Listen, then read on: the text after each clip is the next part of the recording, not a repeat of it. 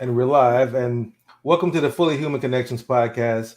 I'm your host. I'm joined by my co-host Reggie, and we have a special guest today joining us today, Author Robert French. How you doing today, Robert? Just great, thanks. How are you? Doing great. And how you doing today, Reggie? I'm doing quite wonderfully, thank you. Yeah. Same here. Now, Robert, one of the things that we like to get started with to kind of set the context of our show and hopefully our day as well, is we start with our gratitude moment where we're grateful for.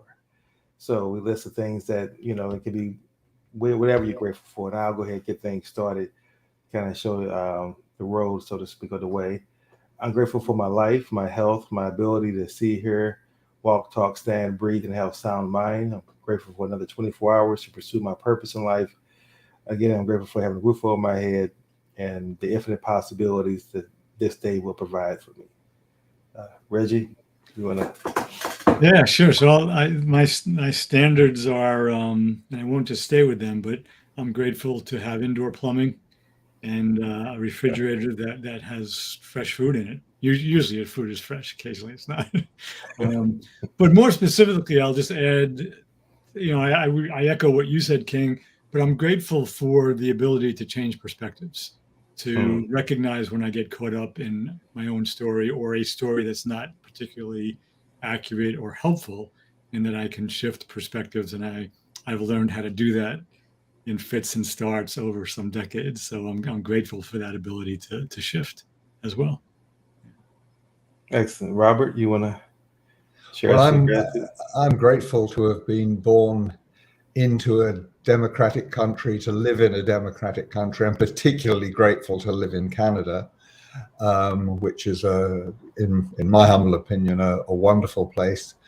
And I echo something that Reggie said. I'm grateful that, and it probably originally comes from my parents, but I'm grateful that I'm able to see both sides of most issues. And that, I think, is a useful thing in the current atmosphere in the world. So I'm very grateful for that. Excellent, excellent. And I concur with you all both. I believe I've grown to the point. I wasn't that way initially. And that's why I think the topic of our show, my cultural givens, kind of led me to believe one way and only focus on one way. But now, through personal development, reading on my own and my own growth, I've learned to kind of see things from different perspectives before I judge and work towards eliminating as much bias in my life as I can. I believe we all have certain biases based off our cultural givens, but I think biases can be eliminated by wisdom and through education. So, with that being said, our topic today is we're going to continue. I believe it's our third session, Reggie. I know we missed last week because Yeah. of some issues I was dealing with, but our third episode, we're going to be dealing with cultural giving. So, Reggie, as usual, would you go ahead and set the context of what today's show is going to be about? Yeah, sure. So we're basing these conversations on a forthcoming book, and I'm just going to hold that up so the title is visible. This is a preview copy. That gray band across the middle won't be there, but it's Healing America's Narratives, and the subtitle is The Feminine, the Masculine, and Our Collective National Shadow. And within that, in fact, in the first chapter and the last chapter, I refer to the term cultural givens as, and cultural in the largest, or the broadest sense of that word, including what we're given at birth from our family, whether we have religion or not, what our ethnicity is, what our nation of origin is, the local community, but also the chronology, the time of our birth. I was born in 1954. That's different from being born in 2004 for a variety of reasons. The geography, the climate, anything that influences our parents or our people who are playing a parental role for us, their viewpoint and what they in turn give to us when we're very, very young. And what we speak about, King and I have been speaking about, is the importance in healthy adolescence. This tends to happen, of challenging what we're given, because of that adolescent belief in invincibility and immortality, and finding our own individual voice, we often do push back against what we were given. But it's possible, and there's plenty of evidence that it's true, that many chronological adults never really fulfill that questioning. They stay with a worldview they were given. They don't really interrogate it or question it. And if they were given, a wonderfully inclusive, broad-based, loving, kind worldview, that's great. But if they were given a narrower, either self-centered or group-centered view of the world, and they stay within that for their entire lifetime, I'll say euphemistically, that's not so great. So that's enough, about the grounding of the conversation. And we're just going to see, in our three voices today, the import of paying attention to these cultural givens, and what we can do with them. As we begin this conversation, one of the things that come to mind on this particular topic for me would be the way I was raised with regards to looking at the worldview of everything from a color perspective. And, I've learned through the years of the cons of that. I would say I was a wayward youth until my 20s, and then I read Malcolm X's autobiography, and that helped me get deeper into my cultural awareness of who I was as a Black man and the history and the culture. And that became my identity. And not that it had any negative connotation to that thought, it's just that having it as my identity and leading with that as my identity, I think that became problematic for growth. What I've come to learn through my study and my personal development, that I am not limited to just being a Black man or just limited to being a man in the context of identity. It's more about my purpose in life, and I identify with that. And that's come through my discovery of pursuing a purpose or pursuing the path of self-mastery. And that to me was one of the biggest, I would say, paradigm shifts that I've had in my life, was really beginning to accept the fact that as we've learned that we're not just physical beings, we're spiritual beings having a human existence. And when you begin to look at that and really focus on being fully human, which is the theme of our show, obviously, that to me is much more gratifying than only focusing on just my gender being my identity, my race being my identity, or my career, or whatever else I choose to say, this is who I am, and stay in that kind of narrow box. But when you say you're fully human, you're kind of open to all perspectives and all life, and that it's a continual growth process. So that'll be my initial comment to kind of get things started. That's interesting. Reggie, you made me think about a whole bunch of things when you were talking. I was brought up in a working class. We were actually quite poor family, and both my parents were. My father had been a member of the Communist Party in his youth, and my my parents were both very left wing. Both completely non-religious, and yet they sent me to a Catholic school, which was one of the best things they could ever have done from one point of view. And that was they were sending me somewhere to people who had a very different viewpoint from them. And that really helped me find my own way in life.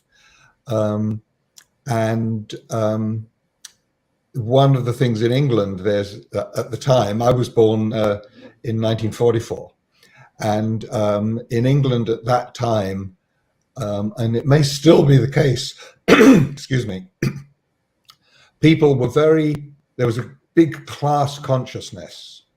It wasn't about money, but it was about your roots, your upbringing. That was one of the reasons I left Canada. I left England to come to Canada. and politically, I fall right in the middle. My school was a Catholic school. It was fairly right-wing in its attitudes. My parents were very left-wing in their attitudes. The first time I ever voted was in England. I voted for the Liberal Party, which at the time was a tiny, tiny party. My dad moaned at me about wasting my vote. But I've always voted in the middle. And one of the tragedies in the United States is you only have two political parties. And that's a real problem, I think, at the moment. You know, I mean, who am I to comment on the States? But I do think that is a significant problem that you have. You just have two parties. In Canada, we have 5 major parties that span the spectrum from quite left to quite right. So I was, you know, I really thank my parents for what they did to give me this centrist position, which I think is what we need going forward. Yeah. So thank you for that, Robert and King. And just to expand a little bit, so just to go back to, so I grew up in a city, Yonkers, New York, which sits right on top of the Bronx. So take one step over 264th Street, and you're in the Bronx. And I didn't know it at the time. So Yonkers was a mid-sized city, probably that when I was growing up around 200,000 people. And where I lived, it was a pretty segregated city in terms of race. It no longer is. I go back there pretty frequently. There's all the neighborhoods are pretty mixed in terms of color and ethnicity. But where I went to school at first, it was fairly segregated, and something that I didn't realize how unusual it was until much later. But in kindergarten, we had an afternoon session and a morning session. And there were 2 teachers, and you had both of them throughout the whole year. And I remember mine, Mrs. Miller and Mrs. Smith. Those are the 2 teachers. And Mrs. Smith was African American, and she was the only African American in the building, faculty, staff, students, or anything. And I think back at her experience of that, what that might have been like for her. It didn't feel unusual, but it was a very, very white school district in a larger city. But being in Yonkers, when I got on the number 5 bus to go down to Getty Square was the name of the place where the businesses were and shopping and different things. Once you were in Getty Square, everybody was there. So, being in a city, again, a relatively small city, was in hindsight, again, I didn't know this at the time. I was just a kid doing what I was doing. There were differences that were apparent already. Just to say one other thing, I love your comment about the Catholic school, Robert, too, because I went to public school for 3 years, and then through the end of high school, I went to Catholic schools. And my Catholic high school, I had a principal who had a PhD in literature, and he once a week he would teach my junior year English class.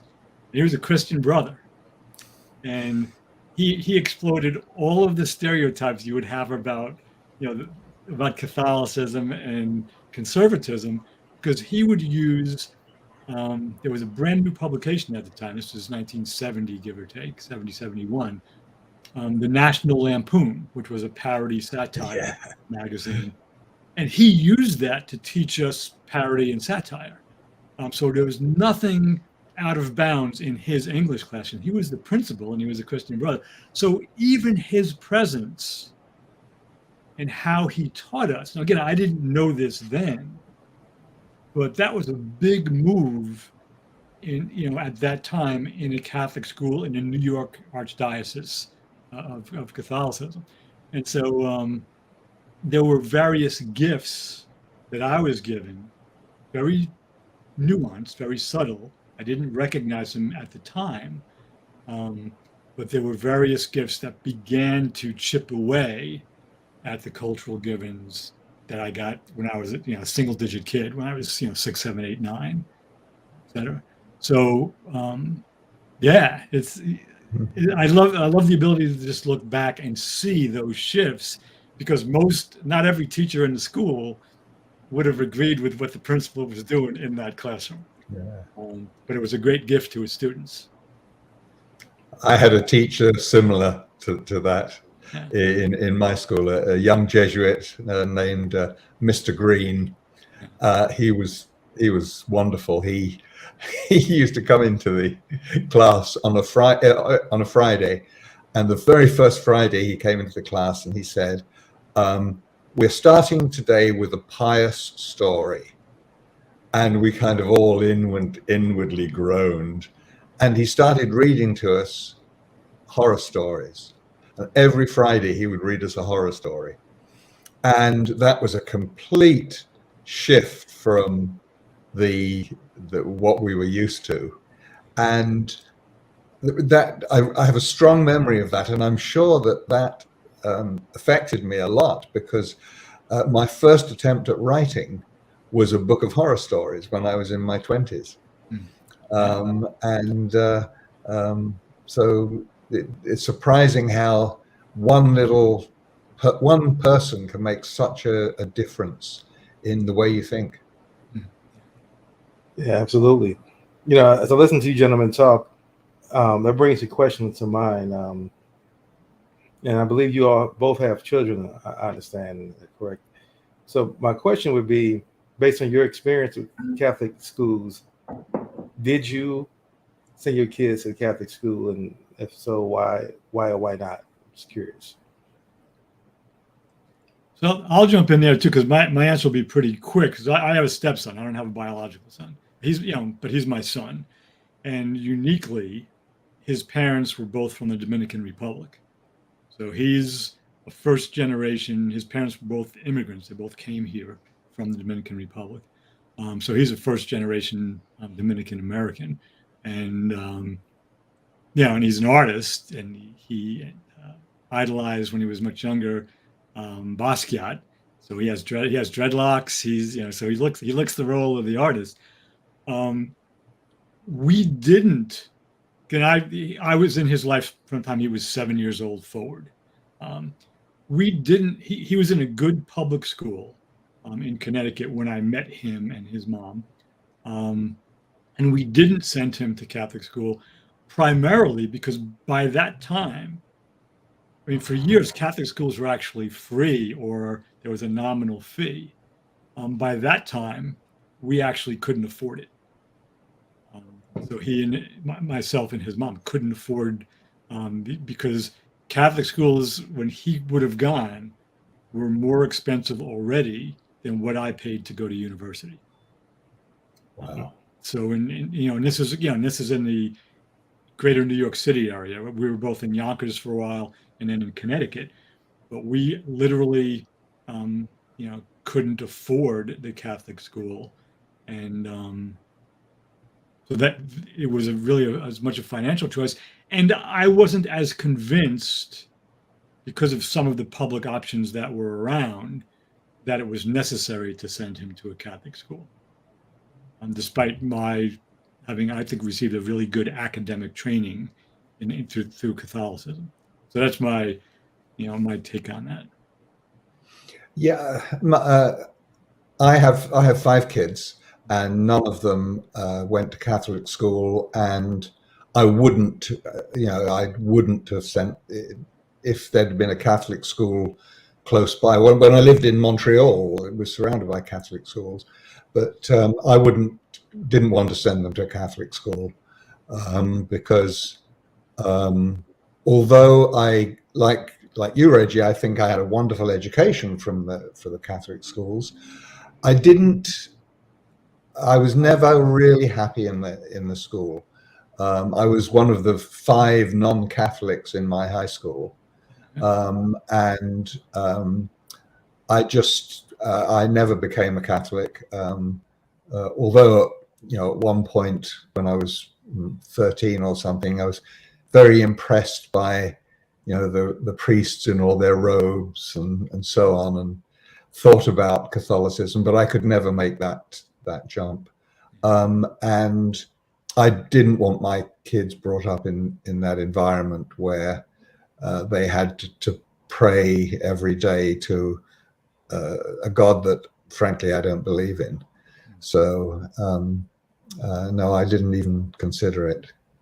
Though they all got good educations in public schools.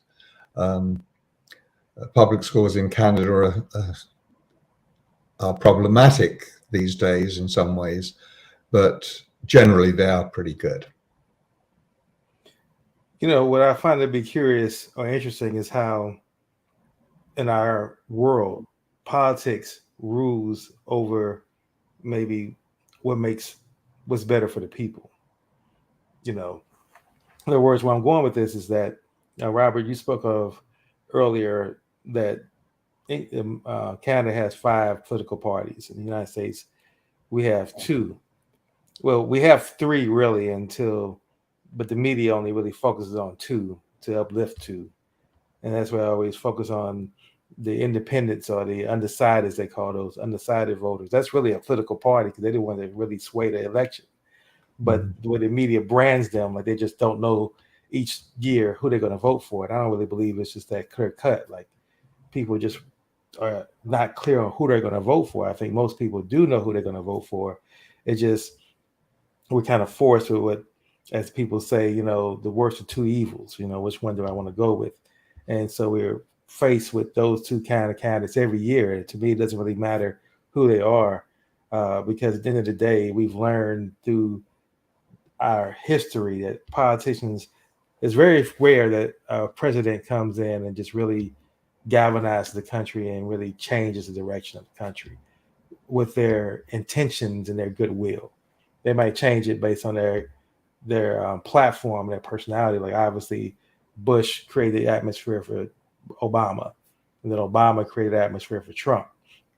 You know, so those things are obvious. But my point where I'm going with this is that what I find fascinating is how people will use politics and stay with a political perspective instead of saying what's just. Like, give you an example of what I mean by that is, to me, I would be more than willing to pay more in taxes if it's shown that we can have universal health care. Mm-hmm. I wouldn't fight that at all. I wouldn't be like, no, I'm not going to pay an extra $50, $100 out of my paycheck or $200 out of my paycheck, wherever it may be, just so that every single person can have health care. I'd rather have people sick and dying and keep my $200. And I'm going to elect a politician who stands for that value. It's like that to me is like, and COVID showed that it's in our best interest that everybody has access to free health care. So I'm just curious of how people, and I guess would that be related to their cultural givens? Would you say, Reggie, in the context that they haven't allowed themselves to grow, and maybe it's because of, I don't know if that's based on where they were born and maybe they never left that area, or they haven't been exposed, like you all say you all were exposed to the Catholic school, which was kind of a paradigm shift in the way you naturally were raised by your parents. So I'm just curious to see what your thoughts are, why folks don't seem to allow themselves to grow beyond that particular issue, especially when it benefits the rest of the population if people can get on board with it. Yeah, so I'll just jump in. There's 2 pieces to that in my experience of it, and I love the question.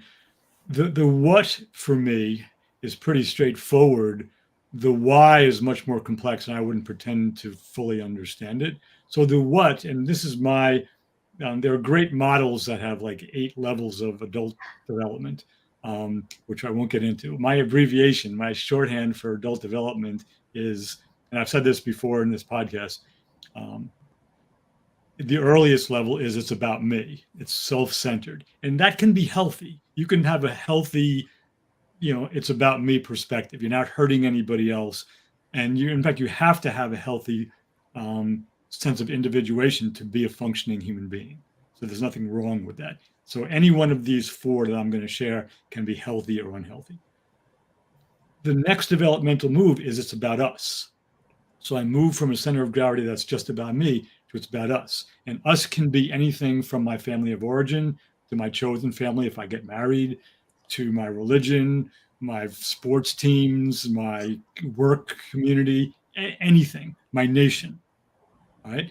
And any one of those can be healthy or unhealthy. And most of the problems on the planet today I think I can prove this anecdotally, but it's not for this conversation. Most of the problems on the planet today are caused by unhealthy, us-centered, group-centered perspectives. The next move is it's about all of us. I mean, and that's a human, a species-centered perspective. And very, very few of the 7.7 billion people on the planet live that way. A lot of us espouse that, it's about all of us, but very few that I've met live that way. There's some that are remarkable. And the next one is it's about all that is. So it's this, call it creation, call it the universe, call it whatever, but it's about all that we, experience. So those are the 4 steps. Back to your question, King. I'll make this quick because I want to hear, Robert, what you have to say about it too. The why behind, and I agree with you on that. I said this when I was still a Catholic school teacher. I would gladly give another $50 a month as long as everybody else was doing it, so that everybody could have health care. And I still believe in that. I mean, my health rates went up with the passage of the Affordable Care Act, and I was in favor of it.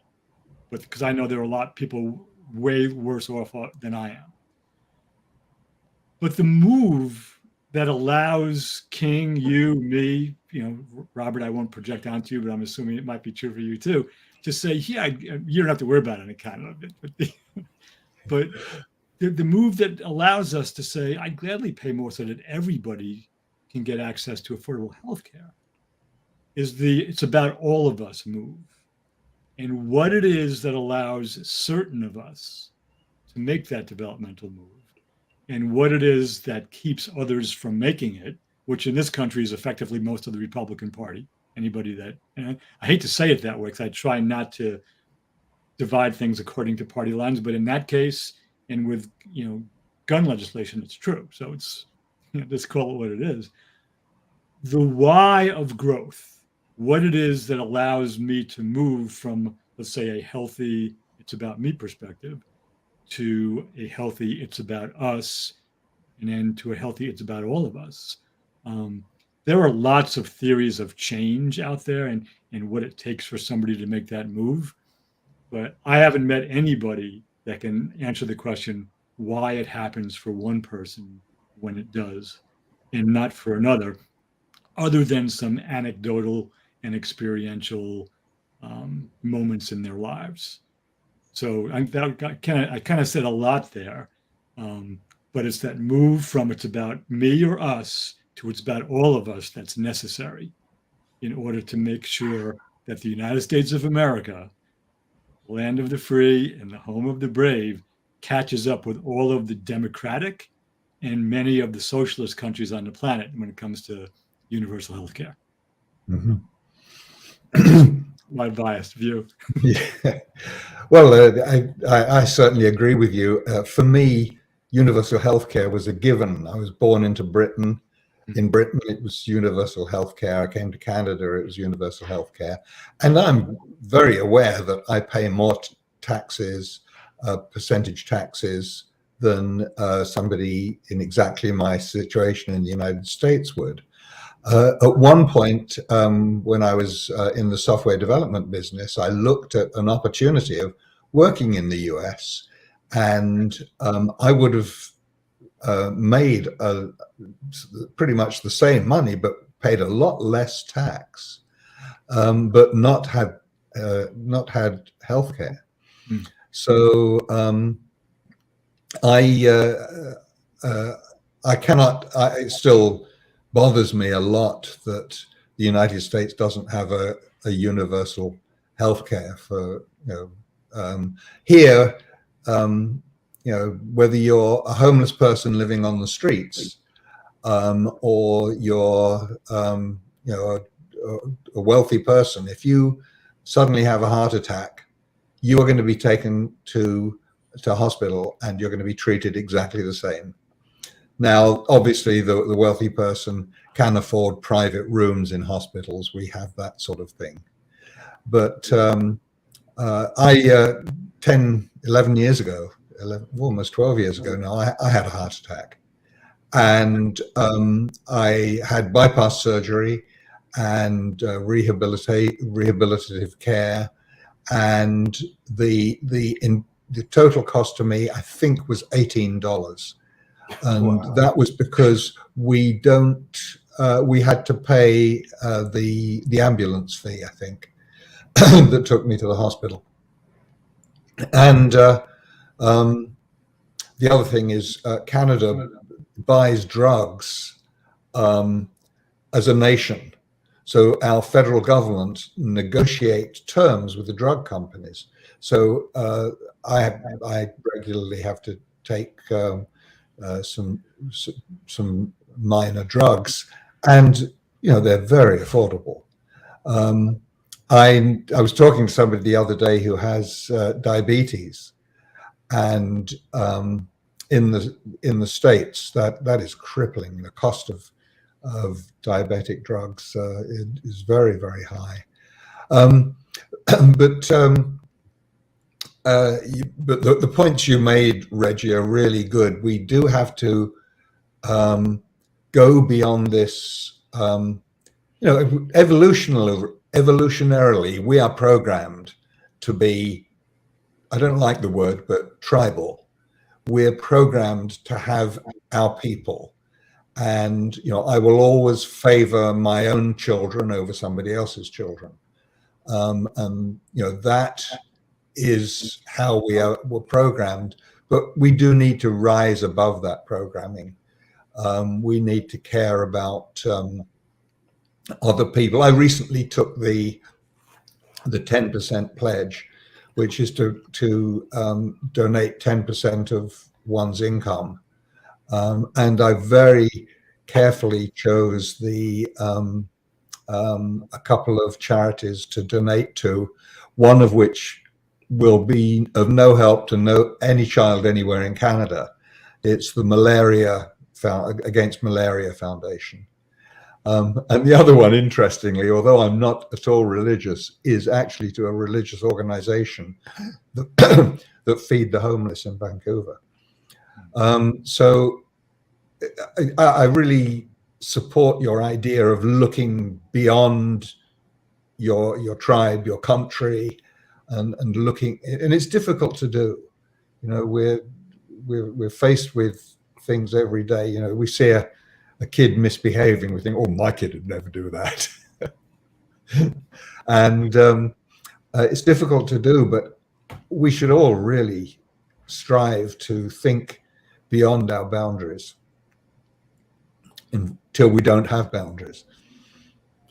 Absolutely. And see, the engineer in me, everything's logical. And to me, it just makes logical sense that if healthcare should not be tied to your ability to be able to pay. Like my mother, who is now in her 80s, has medicine she has to purchase, and it's $300 a month. And it's like 10 pills. It's like, that's insanity on every level. And so for someone who can't afford that, they just have the option to suffer. It's like, that to me is just unimaginable. If we're saying, to what you said earlier, this is the land of the free and of the brave, If we're saying that kind of mantra along with our country or our tagline or whatever we want to call that, but yet still our behaviors are something totally different. That to me is the hypocrisy. And I think that that's one of the biggest issues that most people have with Americans, particularly Americans live within America, is the hypocrisy of the idealism of what we say America is, and people who are so patriotic and fanatical with that, to the reality of what America actually shows and what America actually does. And so for me, I think that, just thinking from a context, that I think that if we look at it from what can make America safer, if everybody knew that they had free healthcare, right, and just began to manage that, let's just do a 15-year,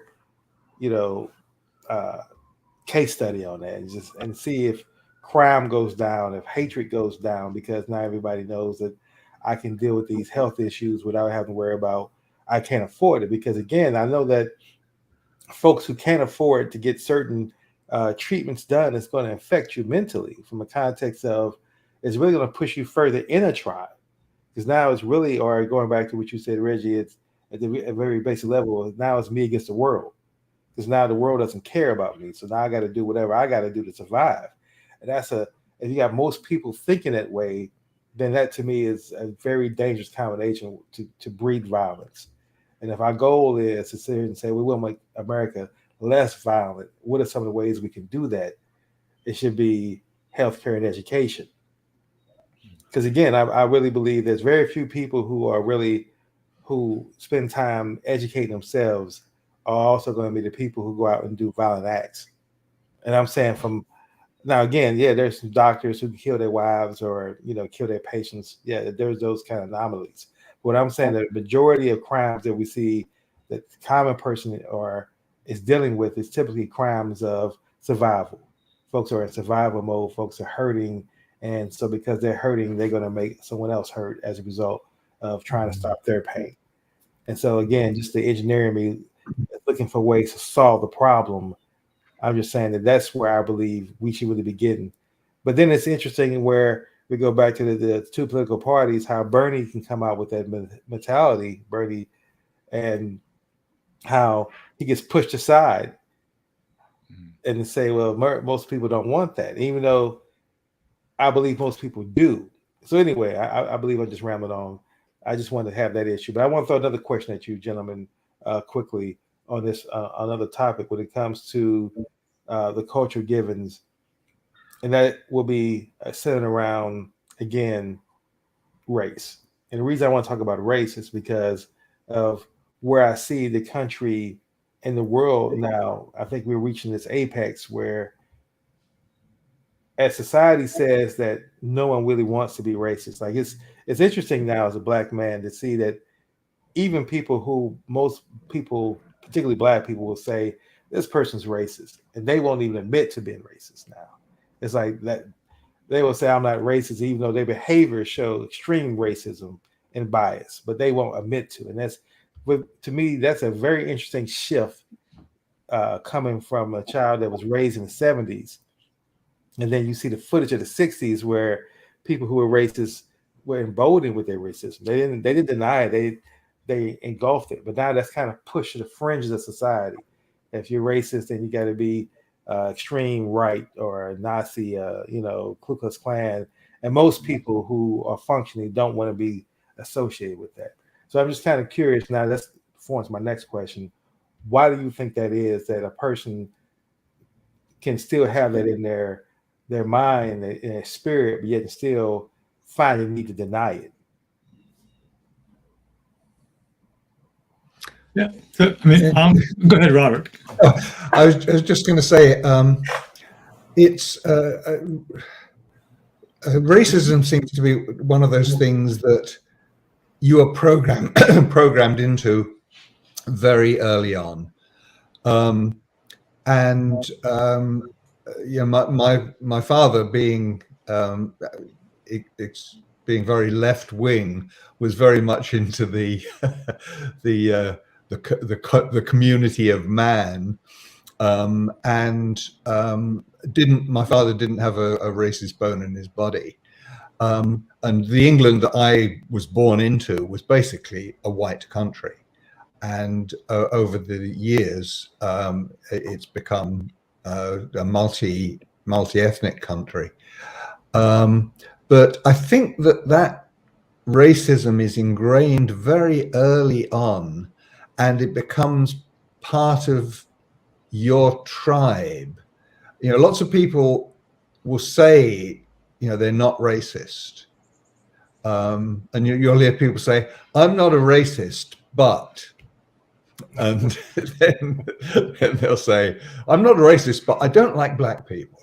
That's kind of being comedic about it. But you'll hear people say that all the time. And whenever somebody starts a sentence with I'm not a racist, I get suspicious. But in Canada, we're fairly lucky. There are instances of racism, particularly against the Native Canadians, the Indigenous people. But generally, we're not a very racist country. I know several mixed race couples, kids walking along the street, couple of school kids. They'll be laughing and joking together of different races. We don't really think much about race, I don't think. There are groups of people who do, but I would say the general population doesn't really think about it that much. So, except when we watch US TV. And so that I think we're quite lucky. Now, I might be wrong. I might be in a bubble that of people who don't give any thought to it, and I might just be in a bubble. I might be wrong about the rest of Canada, but I don't really think so. And it's such a sad thing that, you know, kids are brought up. When you see, I don't know if you saw, there was a meme on YouTube of two little kids. One was black and one was white, and they saw each other from a distance along the street, and they ran together and hugged each other. And that was just lovely. And I thought, why is that so lovely? I mean, it should just be something that happens all the time.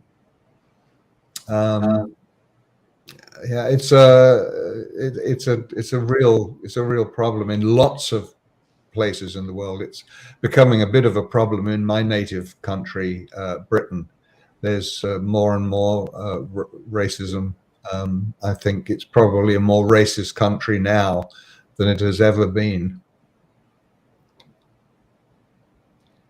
So I'll jump in there too. A couple of things come up for me. One is just this morning, I saw this on a news feed. It's from yesterday, I guess, Gallup poll, and it was specifically on interracial marriage. So it wasn't about racism in general, but specifically about how Americans feel about interracial marriage, and showed a graph from 1960 through 2020.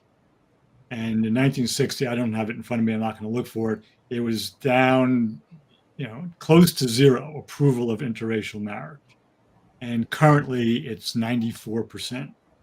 And it's in the 90s across race, age, and political party divisions. So that's a fairly, I figured it would be higher, but that's a fairly impressive number. Mm-hmm. And it's different to say I approve of interracial marriage and then watch my behavior when I'm around someone of another race. So but it's a brand new statistic from Gallup. So I just saw that this morning. I did. Sorry, carry on. Yeah.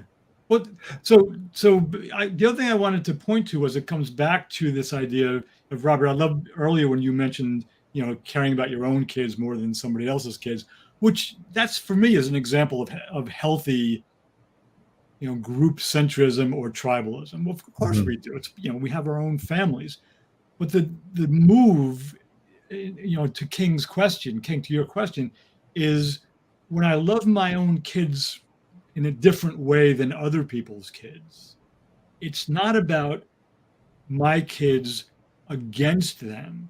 It's my kids and them. So when I there's decades of research on what they call in-group bias. And in-group bias is natural. And it's not only true with humans, other mammals have it. But the difference for us as humans is to be able to recognize our in-group bias, my family, my sports team, my workplace, my whatever, my religion, whatever it is, and hold it in a way such that it's, my group and that group too, as opposed to my group against that group. Mm-hmm. And to the question of race in this country now, I think the historical underpinnings are a big part of the answer to your question, King. I think that I really don't believe this country has ever fully recovered from the war between the states. I don't like to call it the Civil War because there was nothing civil about it, even though that's the meaning of the word. Because if you look at the trajectory of the history, from the enslavement of Africans to the ongoing enslavement of African Americans to the end of slavery in 1865 to Reconstruction, which was a mess, to about 70 years of lynching through 1950, from 1870 to 1950, that's 80 years, and Jim Crow laws and all of that, and the need for the Civil Rights Act and the Voting Rights Act and the Civil Rights Movement. Ibram Kendi says at the very beginning of his book, Stamped from the Beginning, that through his research, what he noticed was a dual, D-U-A-L, D-U-A-L, and a dueling, D-U-E-L-I-N-G,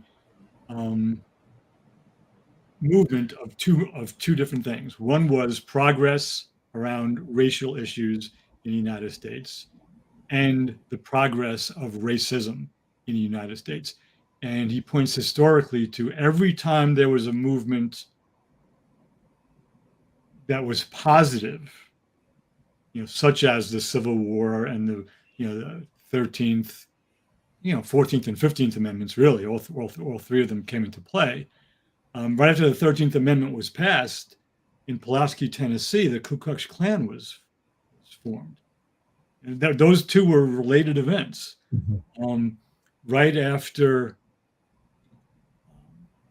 the Civil Rights Act and the Voting Rights Act in the 60s, you saw the gradual, through the 70s into the 80s, passage of laws that led to mass incarceration of primarily Black men.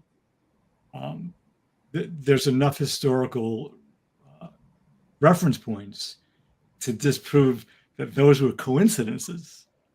So there are these causes and effects. There's a step forward and a step backwards, not the same people taking the steps necessarily, but the steps are being taken. So to the point, it's no longer popular or easy to publicly say I'm a racist. I mean, you look back at the signs that they were holding in the 60s, the people who were,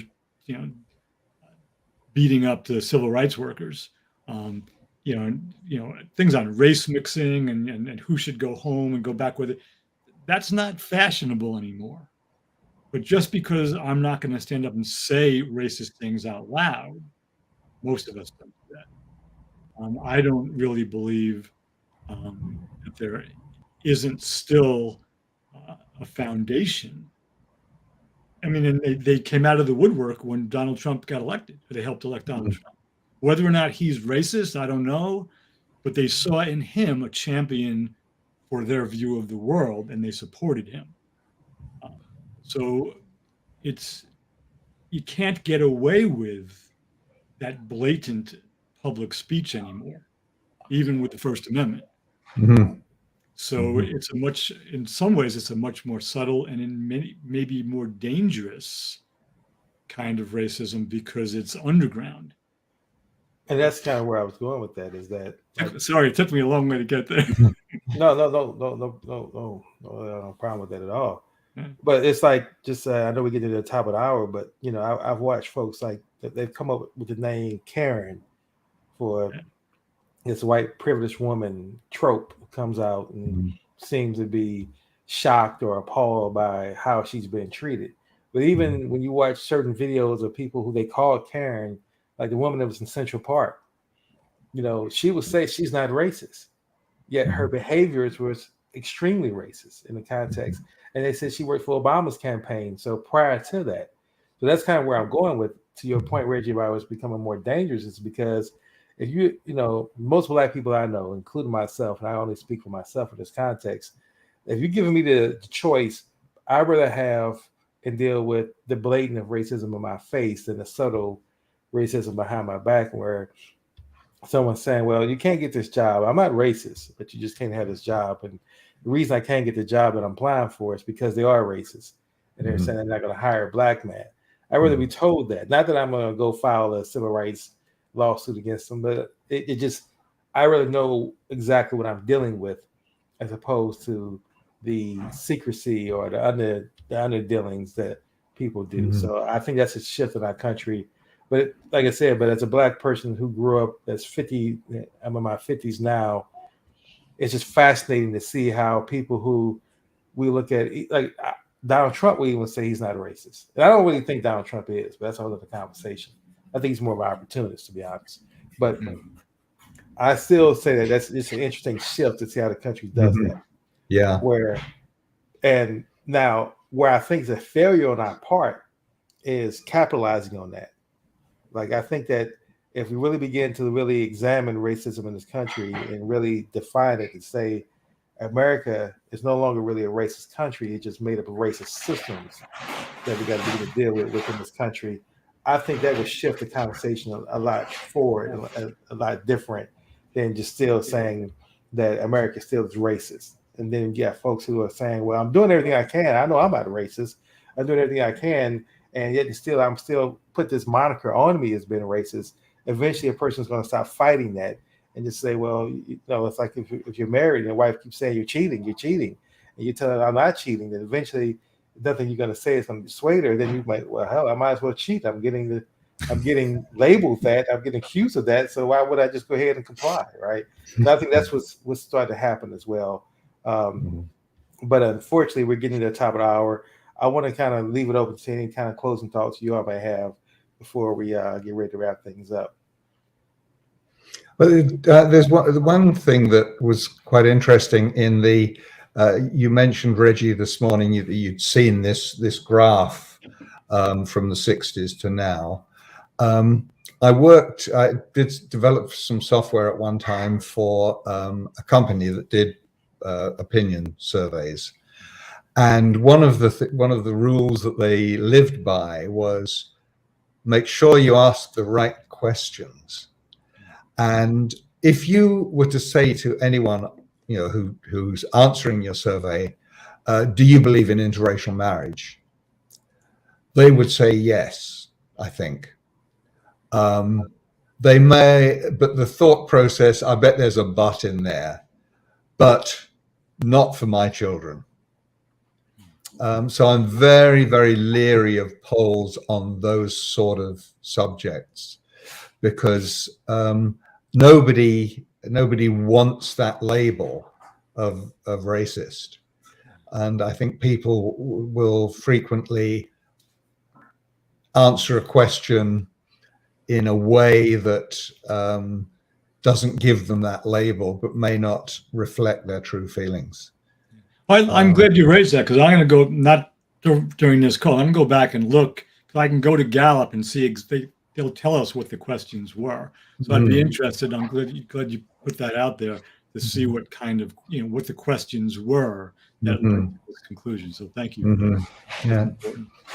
The question, I'd be interested to hear the questions. Yeah.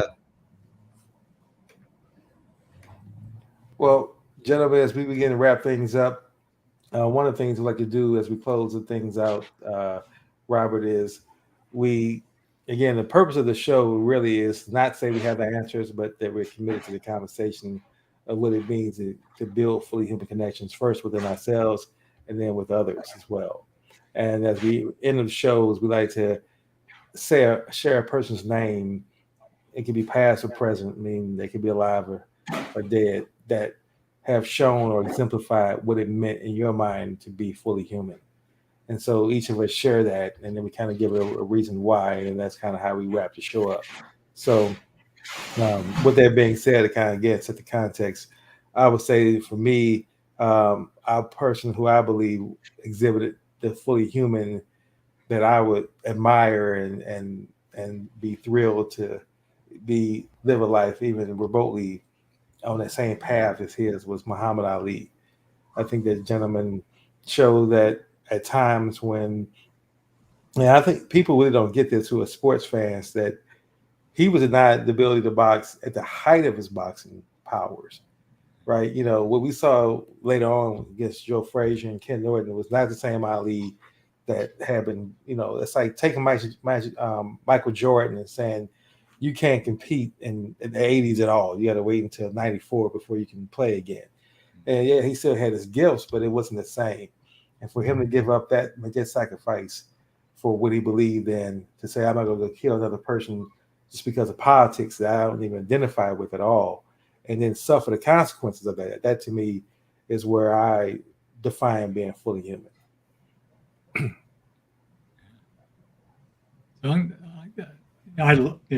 He's the hero of mine. So I love that. I want to say more about him, but I'll pick at somebody else. So I'm going to pick a current guy who's younger than I am, and he's out there doing what I think is really good work. But Beto O'Rourke, who's running against the governor of Texas right now, and who lost a bid for the Senate in 2020, I guess 2018, 2020. Who, against great odds, just keeps on bringing his messages to the people in Texas, and he's getting more and more of a following from people who admit to having voted for DeSantis and voted for Trump for president in Texas. So I just have a lot of respect for his. I think of Abraham Lincoln, who lost I don't know how many elections before he finally won a couple and became president. So this guy O'Rourke has some resilience and serious chops that I really admire. Yeah, he's terrific. I really admire him. Another person whom I really admire, I've mentioned to you before, King, is Andrew Yang. I knew he would never be president, but I really admired what he was trying to do. The person I would choose is a young British philosopher named Will MacAskill, who has founded an ethical giving movement where they're looking at the most ethical ways to give money. And he started this pledge 10% of your income movement. But he is a human being that his thinking is way ahead of most of us. He's definitely worth listening to. And he's written a couple of books. He has a new book coming out as well. But his name's Will MacAskill. And he's quite young as well. I think he's in his early 30s. So, I think he personally gives away something like 70% of his income. So he's lucky to be able to do that, of course. But he lives very frugally. He's not a rich man by any means. So that's my pick of the day. Well, thank you for that, Robert. And Reggie, unbeknownst to you, I definitely want to invite Robert back. We said with every guest, but definitely want to invite him back because he shared with me some very interesting models that I really want to begin to unpack. Mm-hmm. I think that this show is a great show for doing that. His view on legalizing drugs, as well as utilizing real estate as a means, commercial real estate more specifically, as a means to building systems around eradicating homelessness and drug abuse. And I think that those are two great topics I really want to explore more. I know we ran out of time this time. So Robert, I definitely want to invite you back so we can really kind of examine those ideas you have within the context of the Fully Human Connections podcast. Oh, I would love to talk to you about those things. Yes. Thank you. Yeah, great. And I want to thank you, Robert, for joining us on today's show. I think your energy, your perspective has definitely been appreciated. To be honest, your accent brings a different model to the show as well. So definitely appreciate that. And again, I want to thank you as well, Reggie, as always, for being here, being energetic, and for writing a book to kind of set forth the context as we begin to continue to explore what it means to build fully human connections with ourselves and with others. So as we wrap up, listening audience, thank you all for listening to another episode of Fully Human Connections. And we'll be back next Wednesday, at 10 a.m. And until then, everybody, let's continue to do the work. Let's continue to live our lives by being more fully human as we build forth. Thank you all. Thank you, King. Thank you, King.